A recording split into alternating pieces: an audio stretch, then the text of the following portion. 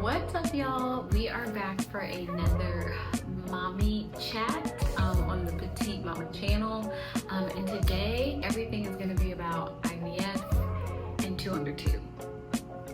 Y'all, I just wanted to have this conversation a little bit about our story and about my journey to motherhood. Is that we walked through IVF a year and a half ago, and there are just like so many things about IVF that like you don't hear about. Like, I think you hear about like how hard it is and like how much money it is and just like the toll that it can take like on the woman or even your partner if you're walking through it like with your spouse or with your partner, if you're walking through it by yourself. Like, there's just so many aspects of it, but I think one aspect of it that I just wanted to like talk through is just how many like medications you take, and then how that just like affects your body, and how for majority of our process through IVF, like it felt like an outer body experience. Like, it felt like it wasn't me experiencing it. I don't know how to explain it, but it was just really wild. I feel like I never really had as many like procedures or anything until I walked through IVF. Didn't really get hurt a lot when I was younger. Didn't really have to go to doctor's appointments a lot, except for like, you know, the ones that you have to go to yearly or whatever. But it was never really, that was just never part of like my journey, like having to go to the hospital a lot or going to the doctor a lot. And then from not having to do it a lot to going when you are walking through IVF and like fertility treatments and preparing for transfer and retrieval and all the things. Like, sometimes you're going to the clinic like every single day, and most of the time your clinic is not like 10 minutes down the road. It's usually like an hour and a half, unless you live like in a major city. So yeah, I think it just felt like an outer body experience. It didn't feel like I was walking through it or it did feel like I was walking through it, but in the moment I don't think I was like processing through like my feelings or my emotions. I'm the type of person that I am feeling like frustrated, angry, sad, whatever. I usually will like hold it in, which is not a good thing, okay? Feel your feelings, okay? But I think I don't want to be seen as a burden or to like dump on the people around me. And that can be hard, because when you don't say anything, you're literally like a volcano that's like bubbling up, and then like eventually you erupt. And there were definitely times where I erupted, and my husband was on like the receiving end of that, and I'm so thankful that he's so patient and just was so gracious. And in moments when I would get overwhelmed or would maybe lash out in not the kindest way, like, he would just be like, it's okay, like, take a deep breath, there's a lot going on, we're processing through a lot right now. Which, like, shout out to him, because yeah, I don't know if I would do the same. But yeah, so not being someone that likes to share, because I have seen the negative effects of sharing, like when you share too much and then how people can like use that. I think I was just very sensitive with who I shared with and how much I shared with. And also, like, a lot of people don't really know the ins and outs of IVF. Like, as far as we've come in the advancements with IVF and just all the things that come along with it, there's still so many people that are still like, wait, what is it, how does it work? So that's why, like, I want to talk about it more, especially as a believer and as someone who, yes, still had faith in the Lord, yes, believes in God and believes in his power, but also believes in science and understands that sometimes, like, it's okay if we use utilize science and the things that are literally that the Lord has created to like help us. So I'm gonna hopefully talk about IVF more as we, dive into this channel and everything. But yeah, the emotional roller coaster that it is, like taking so many medications. I'm not someone that is like afraid of shots, but if I was, I don't know. I feel like that would have made the process even harder, because you are literally doing injections and shots leading up to your egg retrieval.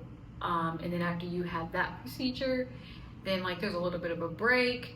And then you're preparing for transfer, and then you have to take shots for that. And then even after you get pregnant through the transfer, you're still taking like progesterone suppositories, which 0 out of 10 do not recommend. And then you're also still doing the progesterone injections to make sure that your body is producing it so that it can sustain the pregnancy.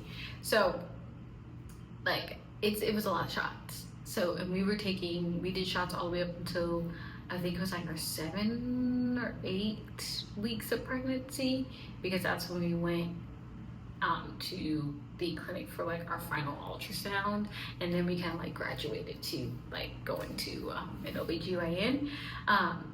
So yeah, like it's a lot, and it's not the easy way out. It's not out of convenience, and just so many things that I hear people say, not necessarily on like my Instagram or like my social media, just because I am starting to talk about it more recently. But I think that also was part of the reason why I was so hesitant to share when we were in the moment, because I was already feeling so much emotionally and mentally. I don't think I could have taken someone saying like, well, this means that you don't trust God, or this means that like just sharing their opinions, because then I probably would have lashed out on somebody on social media, and I don't want to do that. Okay, I want to be kind to people.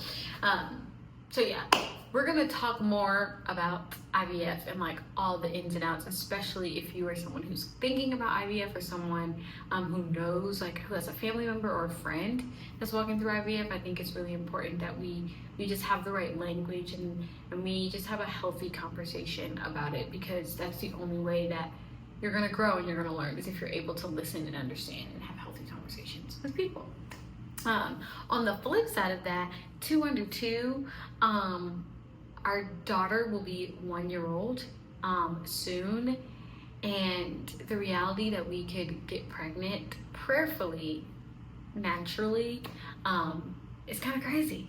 And I've just been thinking like, oh my goodness, what would life look like with 2 under 2? So if you are a mama with 2 under 2, drop how you feeling in the comments, because I want to know. Also, because I'm going to be transitioning from being a working mom to being a stay-at-home mom, I'm like, oh yes, like this actually kind of would be the perfect time to start trying and to see if we do get pregnant naturally and see what happens. But I don't know, there's so many things to like think about and process, and as moms, I feel like we are thinking through and trying to juggle so many different thoughts at one time.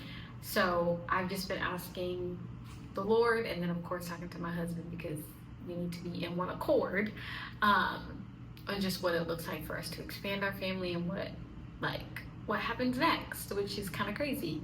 So we'll see what happens. I think the Lord knows the desires of our hearts, and I do want to have more children, but I also want it to be in the Lord's timing. I don't want it to be just because it'd be like, oh, like it'll be cool to have 2 under 2, or I want to have 2 under 2, or I'm ready to have a boy, or whatever. Like, I don't want it to be for my own selfish reasons. I want it to be because that is what the Lord is calling us to in this particular season. So we shall see what happens, and I'm not gonna keep y'all updated on if we're trying or not, but who knows, maybe in like 6 months we'll be announcing that we're pregnant. I don't know.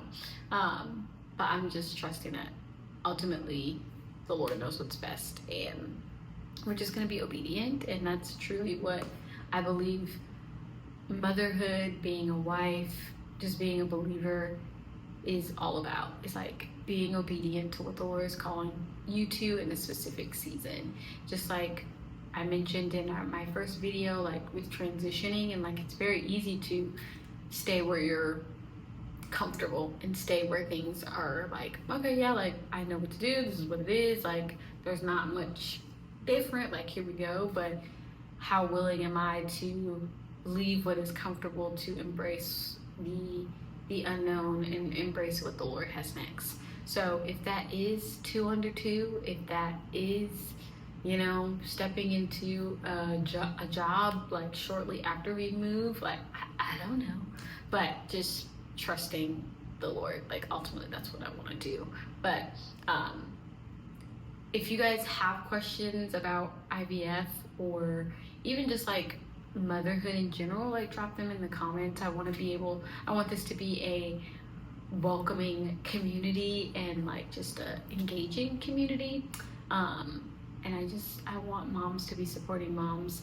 I think in my next video I'm going to talk about like what supporting moms like actually looks like, and what like community within motherhood looks like, because I have my thoughts. Okay, I have my thoughts, and yeah, I'm just excited to see what comes next and what happens next. So yeah, hopefully you guys enjoyed this little quick mommy chat about IVF, and like I said, I'm going to be sharing more